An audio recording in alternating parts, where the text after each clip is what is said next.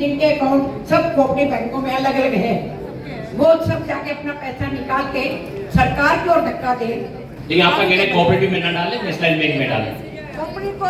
Cooperative से निकालना चालू करें लोग सारे अलग अलग कोऑपरेटिव बैंकों से, ताकि सरकार पता लगे जिनको विश्वास नहीं रह गया कोऑपरेटिव बैंकों के ऊपर। विश्वास उठेगी सर। इन सब डिपॉजिटर्स से हमने बात की, इन सब को आपसे एक ही उम्मीद है कि 5 लाख के ऊपर का पैसा इनको कैसे मिलेगा। वो सब विश्वास उठेगी जी के साथ कंधे से कंधा मिलाकर खड़े हैं। बस आप इनकी लड़ाई को आगे लेके जाइए, और जिस तरह से आपने 1 लाख का 5 लाख किया है, उसी तरह से 5 लाख का 100% करके इन सबको दीजिए। बिग हैंड फॉर लेकिन 100% करने के लिए आपको एक रीट पेटिशन में अपना ऑटोग्राफ लगेगा। जो सोसाइटी वाले हैं उसको पहले डिपॉजिट जो ट्रस्ट बना हुआ है, जो अभी तक 5-6 लड़ाई लड़ चुके हैं, उस ट्रस्ट का हिस्सा बनना पड़ेगा। यहाँ के लोग हम सब आदमी बेचते हैं, बोला हमारा 50 लाख 25,000 खर्च क्यों करेंगे? 50 लाख तुम्हारा डूबा, बोला आप लड़ रहे हो तो आप लड़ो, तुम्हारा 50 लाख है, तुमको लड़ने का टाइम नहीं, तो हम कहाँ क्यों लड़े? आदमी 50 लाख डूब गया, फिर हमको पूछते कि 25,000 क्यों ले रहे हैं? मतलब तुम जाके कोर्ट में जाके किसी वकील को रखे 10 लाख से नीचे बात नहीं करते। तो काफी लोग ऐसे भी लोग हैं, विश्वा जी ये उम्र में लड़ रहे हैं, ये उम्र में इतना फाइट कर रहे हैं, सवाल ये भी पूछे आपका क्या फायदा? तो हमारा कहना था हमारा छोड़ो, आपका क्या फायदा? तो खाली बोलने से नहीं चलेगा, साथ में आपको समझना भी पड़ेगा। न्यू बैंक ऑफ इंडिया का हादसा होने के बाद इस देश की सरकार बोल रही है कि हम 5 लाख का इंश्योरेंस बढ़ाएंगे। आप सुनिए भी क्या, आप में से कुछ लोग खुश हो जाते हो। अब बढ़ाएंगे मतलब क्या? 1 लाख का 5 लाख किया तो 5 लाख का 10 लाख किया। फिर मेरे सवाल का जवाब दो। मेरे 1 करोड़ है, आप अभी मुझे 5 लाख दे रहे हो, कल 10 लाख दोगे, तो 90 लाख का कहां गया पैसा? अब वो पैसा कहां जा रहा है? Let me answer.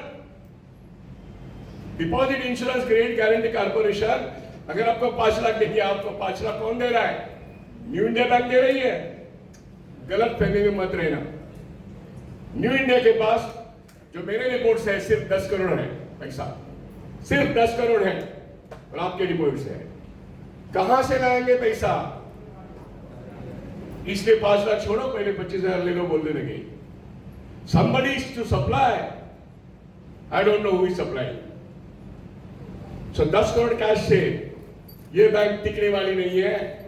90% deposit 5 lakh के बाद बैंक लुढ़कने वाली है। Bank will be then going into the liquidation process. मेरी दिक्कत यह है कि आप सबका पैसा 25 लाख के ऊपर जिन सोसाइटी में है, जो बड़े डिपॉजिट्स है, उनका क्या होगा? और इसलिए 5 लाख के 10 लाख डीआईसीसी में होते तो मेरा प्रॉब्लम सॉल्व नहीं होता है। इसलिए मेरा डीआईसीसी क्लॉज 16, डीआईसीसी क्लॉज 17 और पूरा मेरा कोर्ट मॉनिटर इंक्वायरी, ये 3 मेरे मुद्दे हैं। इन 3 मुद्दों के अगर आप साथ हो तो आप मेरी पिटीशन में पिटीशन नंबर 2 बन जाओ, और उसकी पूरी की पूरी लिस्ट आपके 300 या 400 या 500 हाउसिंग सोसाइटीज और जितने भी लोग 30 लाख के ऊपर के हैं वो 5,000 दे या 10,000 दे। आप मेरा साथ देना चाहते हो? सवाल वो नहीं है। हम सब मिलके इस देश की सरकार से हमारे पूरे पैसे का पूरा संरक्षण मांगते हैं। इसलिए हमको कोर्ट पे जाना है। और आगे की 2 चीजें बोल के मैं मेरा भाषण खत्म करता हूं। वो 2 चीजें मिशन की है। इस देश में 1956 में LIC ऑफ इंडिया बन गया। हमारे रायगढ़ के नेता डॉक्टर चिंतामण राव देशमुख एक बहुत बड़ा इकोनॉमिस्ट था। उनके जमाने में फाइनेंस मिनिस्टर थे, उन्होंने LIC कॉर्पोरेशन बनाया, और LIC का पॉलिसी प्रीमियम उसको इस देश में सॉवरेन गारंटी है। और LIC में जो इन्वेस्टर इस देश में आना चाहते हैं, अमेरिका के, फ्रांस के, जर्मनी के, ब्रिटेन के, वो ये कह रहा है कि इस क्लॉज को हटा दो। कौन सा? Let there not be any sovereign guarantee for the insurance premium. आप समझ गए? फॉरेन इन्वेस्टर जो FDI जिसको कहते हैं, वो कह रहे हैं they want to dictate that हम LIC में आना चाहते हैं, हम FDI लाना चाहते हैं, लेकिन वो सॉवरेन गारंटी वाला मामला है ना, वो निकाल लो। मैं ये कह रहा हूं वो सॉवरेन गारंटी वाला मामला पूरे बैंकिंग सिस्टम में सारे डिपॉजिट्स के बारे में let this parliament pass a law. इसमें डिफरेंस ऑफ ओपिनियन होने की कोई बात नहीं है, कोई भी पार्टी इसको अपोज नहीं कर सकता। Let there be a law that there should be sovereign guarantee for entire bank deposit. मेरा पैसा मुझे मिलना चाहिए, ये देश की सरकार नहीं बोलेगी तो कौन बोलेगा? तो हमारे मेंबर ऑफ पार्लियामेंट 543 है।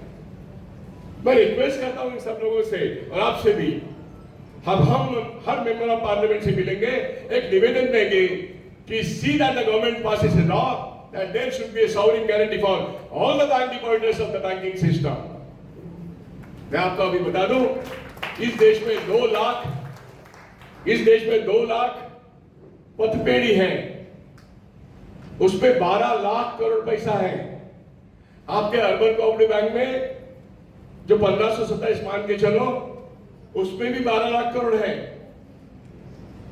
आपको 5 लाख तो मिलते हैं, लेकिन वो 2 लाख पथपेड़ियां है ना, उसमें से कितना जिंदा है मुझे मालूम नहीं, उनको तो कोई संरक्षण नहीं है।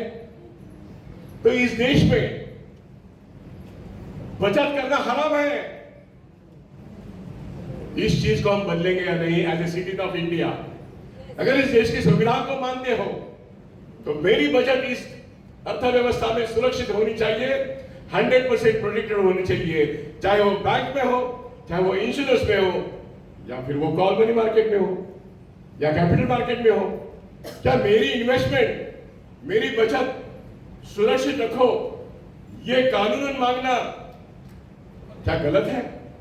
तो इस बात के लिए एक लंबी लड़ाई है, इसलिए आजाद मैदान की लड़ाई, वहां की प्रेस कॉन्फ्रेंस, सारे मेंबर ऑफ पार्लियामेंट को मिलना और सबसे ये बोलना, we want a law, not just DICC insurance product 5 lakh to 10 lakh. Don't fool us, हमें उल्लू मत समझो, हमें बेवकूफ मत समझो। हम इस व्यवस्था को अच्छी तरह से जानते हैं। पैसा देना है, बैंक डूब जाती है, मुझे वापस चाहिए।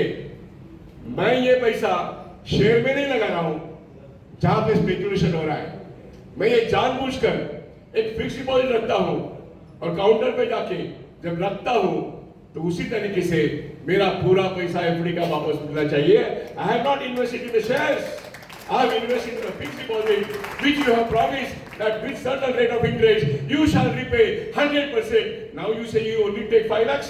Nonsense.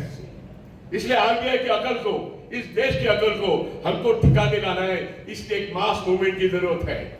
इसलिए एक पॉलिटिकल थिंकिंग, पॉलिटिकल पार्टी की थिंकिंग नहीं, इस सवाल का एक पॉलिटिक्स, इस इशू का एक पॉलिटिक्स। इस देश के अर्थव्यवस्था में मेरा पैसा सुरक्षित नहीं है तो कहां पर रहेगा? इस मुद्दे के साथ मैं आपको एक प्रॉमिस करता हूं, लड़ाई लंबी है। बंबई हाईकोर्ट की लड़ाई में आप शामिल हो जाओ, राष्ट्र की लड़ाई उसके बाद शुरू हो जाएगी। अगले हफ्ते हमारा रिट पिटीशन फाइल होके रहेगा और आप और हम एक साथ हमारे पैसे की सुरक्षा की लड़ाई जीत के रहेंगे, क्योंकि मेरा एक स्लोगन है, वो आप भी बोलना, हम लड़ेंगे, हम लड़ेंगे, हम लड़ेंगे, हम जीतेंगे। हाँ, हम लड़ने के लिए, अब जीतने के लिए लड़ रहे हैं। धन्यवाद। किसी ने कहा कि हमारे पूरे जीवन भर की कमाई है, हमें घर खरीदना था, किसी की बेटी की शादी थी, तो किसी को मेडिकल इमरजेंसी थी, वो सब स्टक थे। तो मैंने वो दुख दर्द देखा, उस दुख दर्द को हमने अपने चैनल के माध्यम से लोगों तक पहुंचाया। और उसके बाद मिस्टर योगेश ने मुझे कहा कि यार ये तुम अच्छा काम कर रहे हो, लोगों की आवाज़ बन रहे हो, तो आओ मिल करके कुछ करते हैं हमारी वॉइस ऑफ विक्टिम के साथ। तो मुझे लगा कि मुझे इनसे मिलना चाहिए और मिल करके फिर मैं करता चला गया, आवाज़ बनता चला गया। तो आप सब डिपॉजिटर्स की आवाज़ सिटी हेडलाइंस इसलिए बना क्योंकि हमने वो दर्द देखा था पहले दिन का जब लोग परेशान थे। तो आप सबकी आवाज़ के साथ हम भी साथ हैं, उत्तेगी जी सब साथ हैं। तो ये हमारा और योगेश सर का इसमें बहुत बड़ा योगदान है। ये जो पूरा प्रोग्राम ऑर्गेनाइज किया है इन्होंने किया है सिर्फ इसलिए कि आप सबकी तकलीफ कहीं ना कहीं उसको महसूस किया हमारे चैनल के माध्यम से, और ये चाहते हैं कि आप सबकी लड़ाई में ये भी आपके साथ लड़े। हमारे बीच में आज विश्वास जी हैं, इनको देख करके बहुत खुशी हो रही है।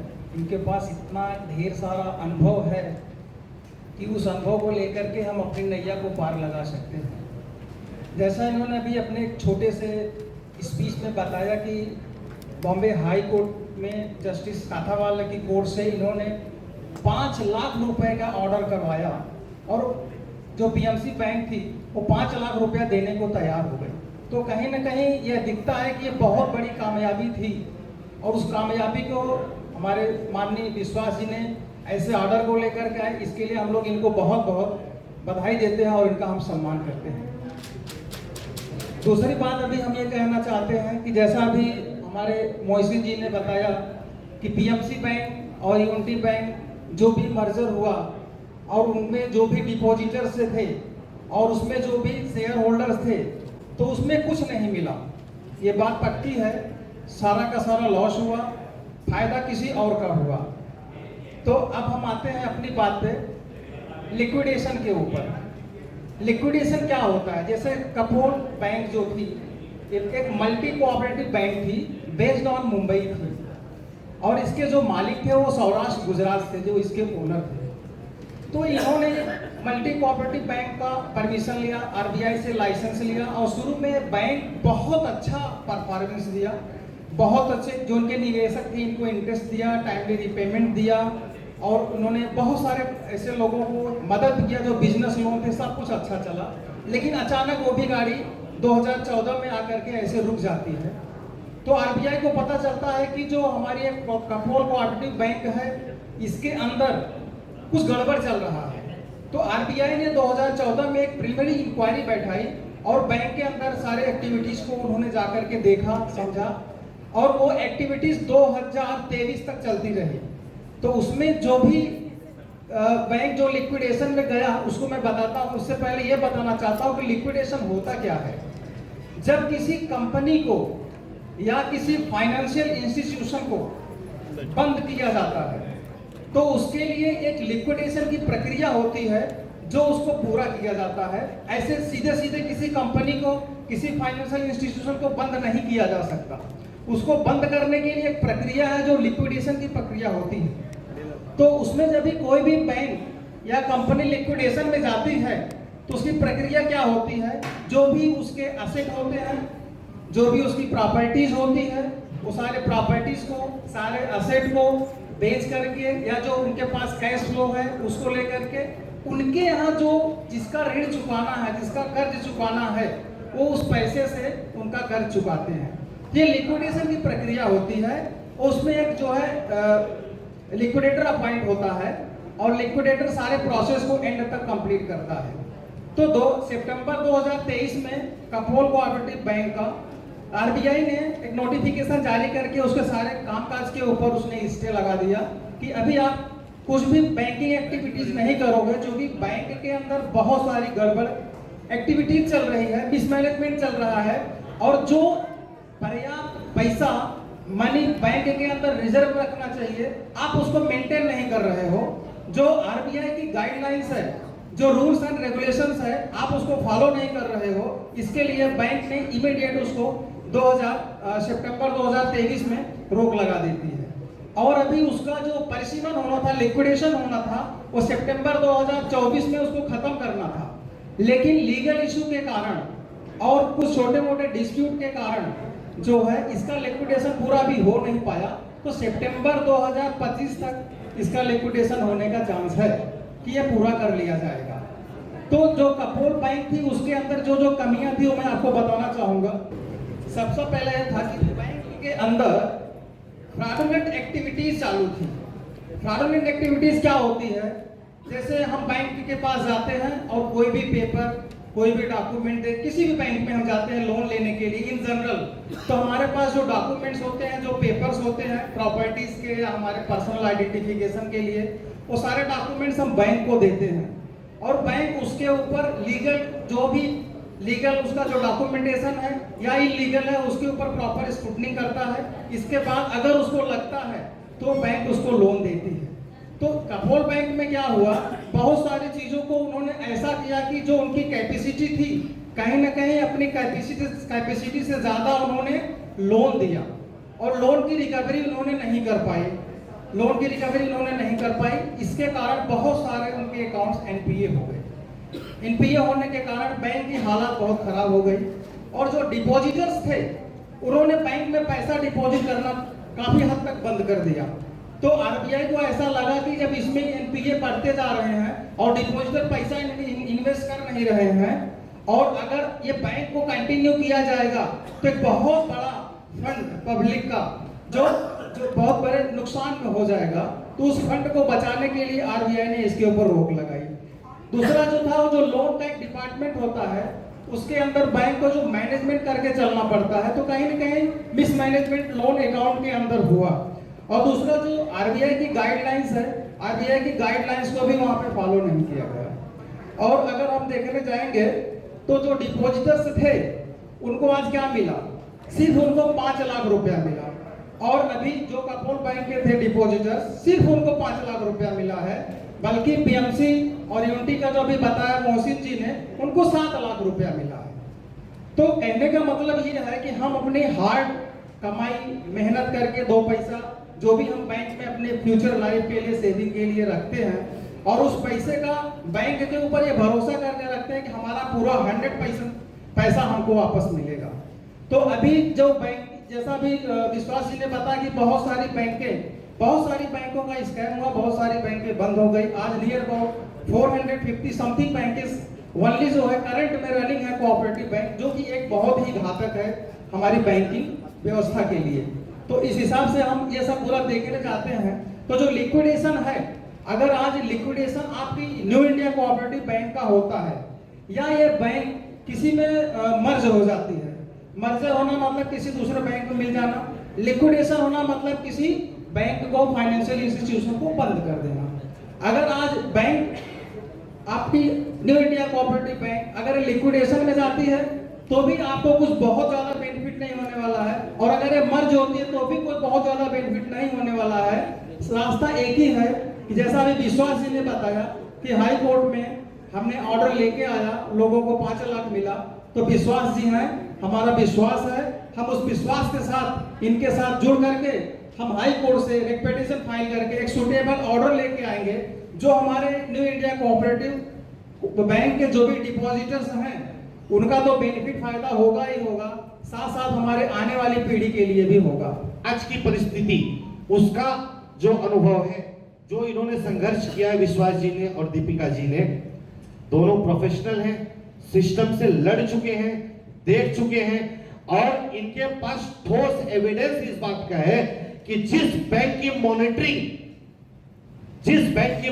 पिछले वर्षों से लगातार खुद आरबीआई कर रहा है और उसकी नजर में जीएम बैंक का पैसा चोरी करके खजाने से लेके जा रहा है, और लोग शिकायत किसको कर रहे हैं, हम आरबीआई से मांग करेंगे। अरे जो जिससे आप मांग करने जा रहे हैं ना, उसका ही अधिकारी लुटेरा था, बोलने में कोई हर्ज नहीं है हमको। बैंक के मैनेजर की जिम्मेदारी होती है, कैशियर की जिम्मेदारी होती है। शाम को 5 बजे बैंक बंद होगा, जब आप बाहर निकलने लगोगे ना, 10 रुपए जो आपने तिजोरी में जमा देखा था, शाम को 10 रुपए वापस से वो है या नहीं है। अगर नहीं है तब तक आप घर पे जाने के अधिकारी नहीं हो, और ये तो सालों साल चलते आया है। तो संकट सिर्फ ये सोच के आप लोग मत बैठ जाइए कि न्यू इंडिया में किसका किसका गया है। आप इस बात को लेके चिंता कीजिए कि आने वाले दिनों में यहां से निकल के अगर ये 5 लाख भी जो मिले ना, पता चला आपने किसी को ले आके जमा किया और उसकी भी अगर नैया डूबी तो क्या करोगे। इसलिए आप अपने अधिकार की लड़ाई लड़िए, और इस अधिकार की लड़ाई लड़ने के मुझे नहीं लगता कि ये व्यक्ति अडानी या अंबानी होंगे या उनसे बड़े व्यक्ति होंगे। एक हाई कोर्ट में रिट पिटीशन फाइल करने के लिए एक नॉमिनल चार्ज होता है, तो इसके लिए, और ये हमारा आपसे कोई जोर जबरदस्ती का नहीं है, 3000, 5000, 10,000, 25,000 अलग स्लैब है, जैसे जिसकी रकम है वैसा उसके लिए सुविधा है। और नहीं भी हुआ तो भी हम रिट पिटीशन हाई कोर्ट में फाइल करेंगे, अधिकार मिलेगा ही। लेकिन ये एक लंबी प्रक्रिया है। अगर आपको आपके पैसे की चिंता अगर आपको नहीं होगी तो उसकी चिंता हम कितने हद तक करेंगे? फिर पता चला कल कोई अगर डूबा, और हमको पता है, हमको तो ये भी पता है कि कौन कौन से निकलने वाले हैं, अभी उनकी हालत खस्ता चल रही है, लेकिन जब तक स्पष्टीकरण ना हो जाए तब तक हम उसको बोल नहीं सकते, वरना उठा के आज शाम को ही मीटिंग के बाद ही हमको उठा के अंदर कर देंगे। ये भी है। तो अपने पैसे की सुरक्षा और रक्षा की जिम्मेदारी आपकी है। हमने आपको एक प्लेटफॉर्म दिया है, इसके आगे आपके ऊपर है कि आप अपने पैसे की चिंता के लिए कितने आगे तक, कितने संघर्ष के साथ में आप लड़ते हैं। सोसाइटी के भी फंड की और अपने मेहनत की गाड़ी कमाई की भी। हमारा भी कहना यही है कि आपकी जो मेहनत की गाड़ी कमाई का जो पैसा यूं डुबाया जा रहा है, हमारी लड़ाई इस चीज को लेके है कि मेरा अगर 25 लाख रुपया है तो मुझे बिना किसी मुरव्वत, बिना किसी तामझाम के मुझे 25 के 25 लाख रुपया सोवरेन गारंटी के साथ चाहिए। और अब की जो हमारी लड़ाई है 1 लाख, 5 लाख, 3 लाख, 10 लाख की नहीं, मैंने 25 दिया है तो मेरे को 25 का 25 चाहिए, और मुझे जब चाहिए तभी चाहिए। क्योंकि आपको जब चाहिए रहता तब आप लेते हो ना हमसे, पेनाल्टी मारना होगा, बाउंस चार्ज मारना होगा, आप हम लोन लेने जाते हैं तो आप ही डिसाइड करोगे, आप ही इंटरेस्ट लगाओगे, हम तो सब पे साइन करते हैं ना कूद के। आप भी बैंक के बाहर, उसके पहले मैडम ने कहा था, बहुत अच्छा प्रश्न था कि बैंक के बाहर आपने तो बोर्ड नहीं लगाया था ना कि 5 लाख आप जमा करो, 5 लाख के ऊपर का हम आपको नहीं देने वाले। तो हमने जितना जमा किया है, हाई कोर्ट में हमको लड़ाई लड़नी है, सड़कों पे भी लड़ाई लड़नी है, और एक कानून पारित करना है। जो कल हुआ वो भी अधर्म में है, जो आज हुआ है वो संकट में है, और जो आने वाला समय है और ऐसा हमको होने ही नहीं देना है। इसके लिए जब हाई कोर्ट से फैसला आएगा, ऑटोमेटिक जब हाई कोर्ट से कोई ऑर्डर निकलता है तो एक कानून बनता है। तो हमको ये कानून पारित कराना है कि जिस प्रकार से LIC को 100% सिक्योर्ड आप सोवरेन गारंटी देते हो, वैसे ही हर डिपॉजिटर को आपको सोवरेन गारंटी देनी हो। के बाद हमारा वो राइट है कि हमें बाकी मिल सके, कि नॉर्मली हमें वो DICG जो भी है वो मिल जाता है। न्यू इंडिया बैंक लिक्विडेट नहीं हुई है जी, उसके पहले DICGC की अमाउंट मिल रही है, तो पार्ट पेमेंट है जो आपको आपके डिपॉजिट से ही वो लोन रहता है। DICGC बैंक को एक लोन देती है और वो दे रही है, वो क्लेम तो आपने सबने करना है, और उसका लास्ट डेट शायद 30 मार्च है आपके केस में।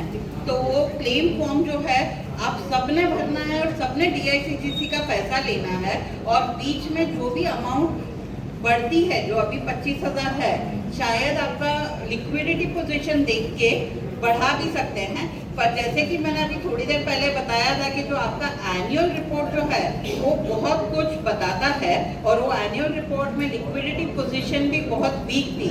वो पहले से ही RBI के, जैसे अभी मैंने एक लेमैन होके वो एनुअल रिपोर्ट देखी है, तो RBI ने डेफिनेटली वो एक्सपर्ट आइज से देखी रहेगी वो, तो लिक्विडिटी वहीं पर दिखा रहा था कि लिक्विडिटी कम है। तो एक्चुअली अभी क्या पोजीशन है वो RBI बता सकेगी, पर जो भी अमाउंट बीच बीच में आपको मिलती है वो आपका हक है, वो आपने लेना है, और जो एंड में मिलेगा वो भी आपका हक है, वो आपकी हक की लड़ाई तो आपने लड़नी है। इट मीन्स कोई मतलब नहीं, वो इंश्योरेंस अमाउंट एक ही बार मिलनी है आपको। नहीं, बाई चांस अगर गवर्नमेंट ने बढ़ाया अमाउंट, तो फिर उसके बाद जो अमाउंट बढ़ेगी वो अमाउंट के लिए भी आपको एक प्रेशर रखना रहेगा कि वो रेट्रोस्पेक्टिव करो। In the case of new India bank वो PNC बैंक डिपॉजिटर्स को नहीं मिल सकती है, पर न्यू इंडिया बैंक अभी आप क्लेम कर रहे हो तो आपने वो आपका जो भी कुछ अभी यूनिटी फ्रंट जो भी बनेगा उसके नाम पर आपने एक प्रेशर रखना रहेगा कि हमको जो भी अगर आप बढ़ाते हो तो इन फ्यूचर भी वो अमाउंट मिले, पर वो लड़ाई आपने लड़नी रहेगी। नहीं तो गवर्नमेंट ये कहे कि साइड में हो जाएगी कि आपको DICGC क्लेम दे दिया है, तो अभी जो बढ़ेगा वो अमाउंट का फायदा आपको नहीं होगा, इन फ्यूचर कोई और बैंक आएगा उसको होगा।